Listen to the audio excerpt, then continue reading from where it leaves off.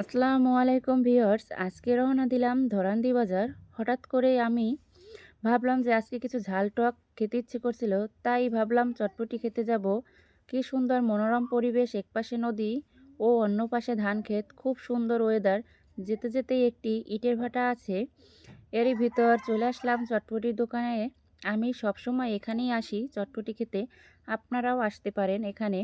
আমি এসেই এক বাটি চটপটি অর্ডার দিয়ে দিলাম। এবার সরাসরি আমি দেখতেছি ভাই কিভাবে চটপটি বানায়, কী কারণে এত স্বাদ হয় সেটাই আপনাদেরকে দেখাবো।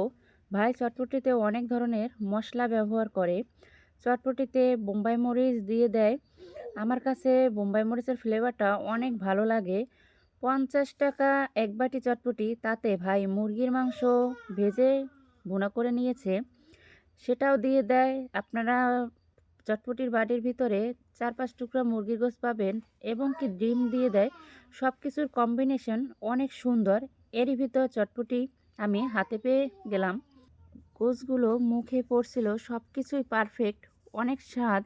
আপনারা চলে আসতে পারেন এখানে। আমার মুখের এক্সপিরিয়েন্স দেখেই আপনারা বুঝবেন যে কত স্বাদ হয়েছে চটপটিটি। ভালো লাগলে আপনারাও এখানে আসে খাবেন।